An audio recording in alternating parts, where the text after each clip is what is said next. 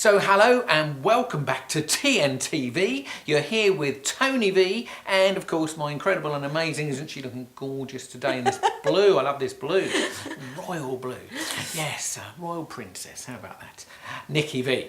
So what we're going to talk about today is about life living in the field. So this is an analogy, but before we do that... Yes, hello there. And yes, thank you. My prince. Oh, how cheesy is that? Yeah, we so loved your feedback from last week's, and last week's, as you remember, or if you weren't here with us last week, was called the blame game, because this video is really for anyone who just wants to be in a great, easygoing relationship that gives you pleasure rather than perhaps the pain of either being in a relationship that gives you a lot of pain or the single being in pain. So this is for anybody that wants a great relationship. And what we noticed from your feedback, and thank you so much, we so love hearing from you, is that the blame game, you really got and understood that if we blame each other, it's never going to work. But what you also go is, but what happens if my partner's behaviour crosses the line for me? In other words, it's like it's gone past the gate, as Tony would call it. And, what happens then? So that's what we're going to share with you today. Yeah, so just imagine for the moment your relationship is happening in a gigantic, beautiful green field out in the countryside. And there you are sitting in the middle. And if your relationship's going great, we always say like an 8, 9 or 10 out of 10, you don't even out the corner of your eye notice that way over in the corner of the field is a gate, which is like an escape route.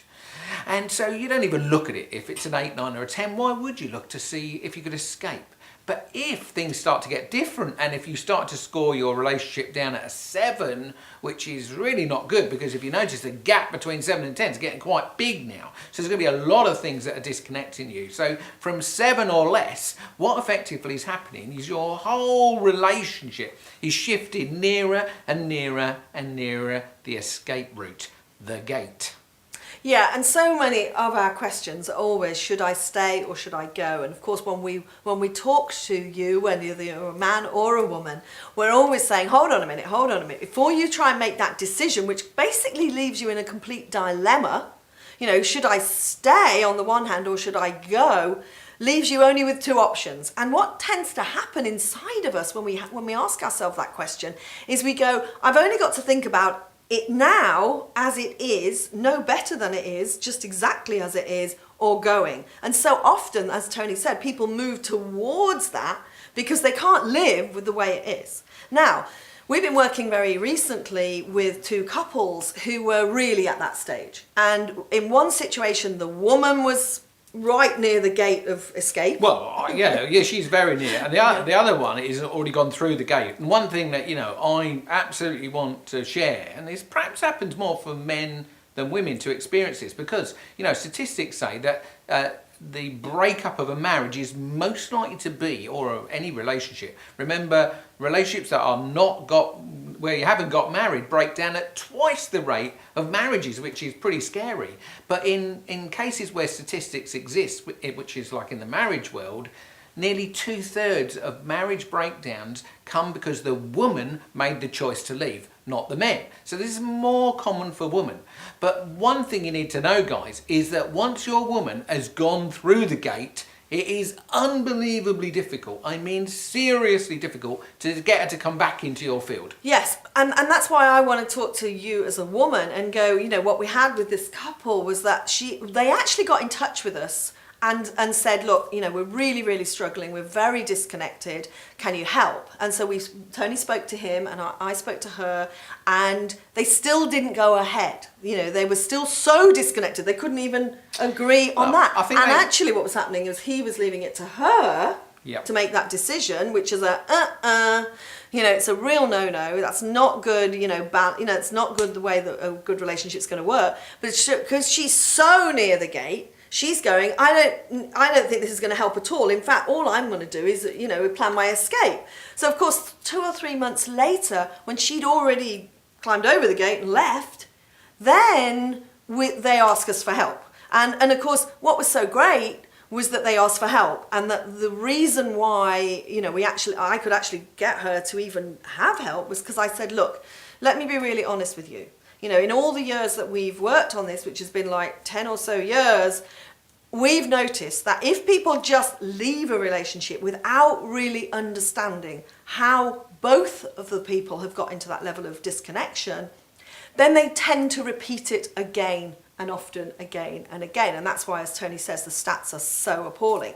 So what was great about this couple is they actually got help, although it was very, very late in the day. The way I see it is that she came back through the gate just for the weekend to spend time with us to talk about it. But at that time, she's crossed that line. She's gone through that gate, and even though she's done, you know, a really beautiful thing, which is she, you know, argued that, look, we've been together a long time. I don't want to just throw it in the bin. I owe it to him to share this time. So to be fair to them both, they absolutely played full out. But because she'd gone through the gate, it was unbelievably difficult. Yes, and that's why, you know, what I want to say to women is, if you keep going from being in that relationship to keep being inside of yourself with your escape, well, I used to call it a plan B, didn't I? Plan B, how am I going to survive without this person? You know, how am I going to live, where am I going to live, what I'm going to do, blah, blah, blah, and all that kind of stuff, which women have going on in their heads all the time. And if every time he crosses your line, it gets worse and worse and worse, this relationship can never work and give you pleasure. So what you have to do is you have to look at your lines. So with this other couple, which Tony will talk about a little bit in a moment, because this was where the man was very close to the gate, wasn't he? In that relationship, what happened is that the woman has got so many lines that, and I was actually talking to her, and she was saying to me, you know, he's like watches porn all the time, and it's crossed the line for me. It absolutely is a no for me, and that's why I'm leaving. And I said, honey, you know, I think that is really not a great line to have. You need to let go of that, because here's what I can see. You've got a lot more problems in your relationship with not telling the truth, because you're not telling him the truth, and he's not telling you the truth. So that's why, you know, for a woman, we need to let go of some of these lines. We need to stop being so rigid and going, if he crosses it, I'm out. If he crosses it, I'm out. This will never get you a great relationship, because men are human just like us. Indeed. So really what we wanted to do is to share what we shared with the second couple who hadn't quite gone through the gate, but they were very near the gate. You know, when I asked them the score, they were about 2s and 3s, both of them, yeah? So when you answer your number, you know, wherever you are, think about, oh my gosh, yeah, I'm actually near that gate. Now, what we want to do is always give you something that's empowering and something that you can utilise right today with your partner that would move you back towards the middle of the field and away from that damn gate, yeah? So what we're going to do is share what we shared with this couple.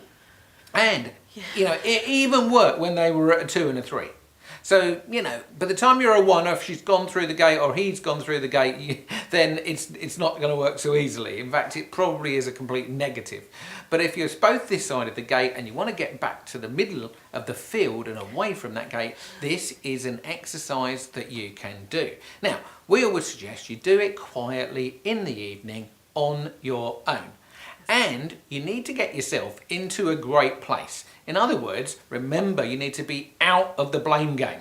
So you need to be taking some responsibility for the fact that this relationship has found itself somewhat near the gate. And if you can both do that, then this discussion that you're going to have can work 100 times better, because it's got you run the risk of, when you're doing this, is that certainly you could move towards the gate, but if it all goes very badly, you could end up even nearer the gate. So being in a great place yourself is really, really important.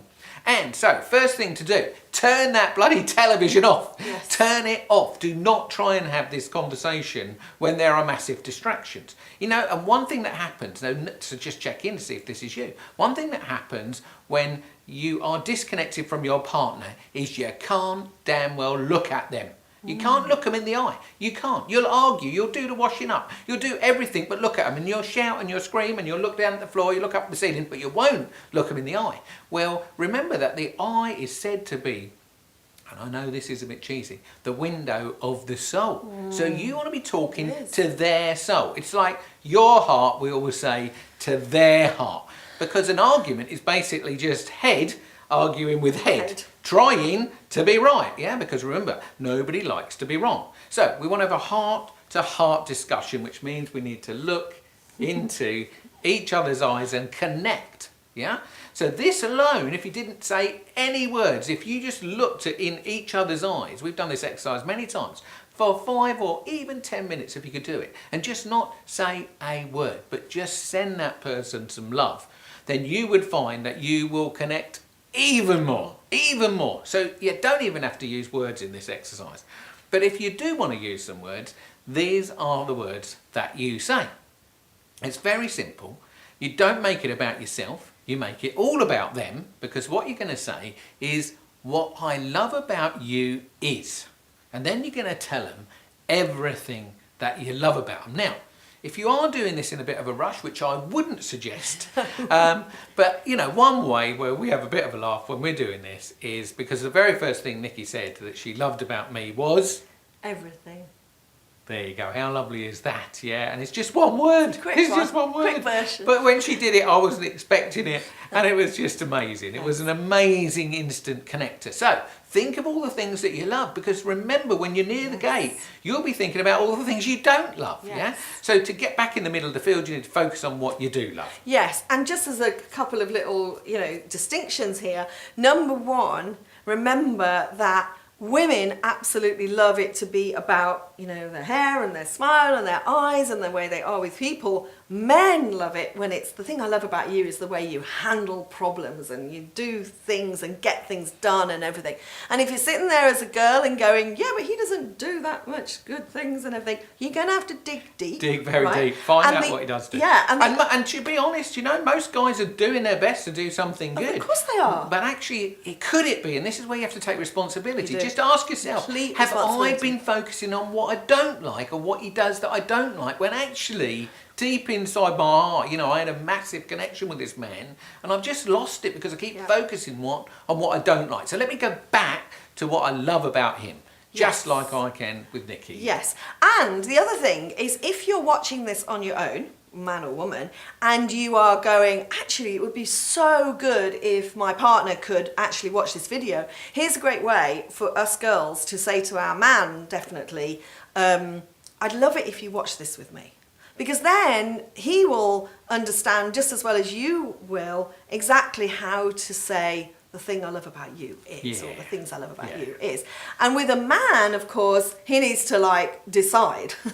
And he needs to say to her, you need to say to her as a guy, you need to go, hey, we're going to watch this video because this, we're disconnected. I take, complete responsibility. And I know we need to do something about this because this is not good for either of us. So there's some great things. And just remember that when you're saying the things I love about you, is remember that you need to let go of any of that line that's been crossed, either for a man or a woman. You need to let that go, because if you hold on to it, you're never going to get to that place where you're back in connection. Where there's resentment, it's impossible for there to be love. So you have to let go of resentment. There you go. It's made up in the moment. It's like a gem. It's a gem of profoundness. Profanity, we call it. Yes. Anyway, there you go. It's Tony and Nikki V on TNTV, sharing what I love about you is,